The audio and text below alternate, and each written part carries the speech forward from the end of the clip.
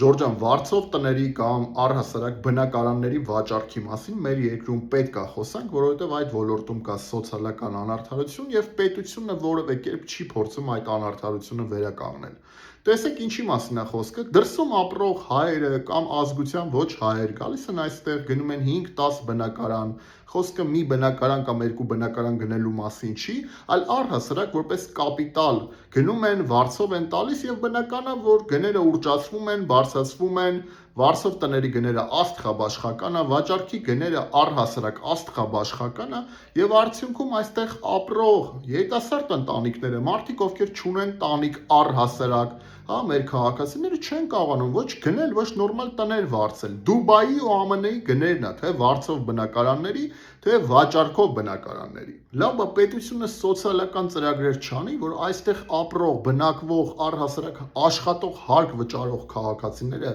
երիտասարդ ընտանիքները, մարդիկ, ովքեր չունեն տանիք, կարողանան մի հատ բնակարան գնել ու ապրել, ոչ թե սաղ կյանք վարձով ապրել ու տալ այնց աստղաբաշխական գներ այդ վարձով տներին, որ առհասարակ այդ գումարը չի էլ համապատասխանում այդ տների վիճակին։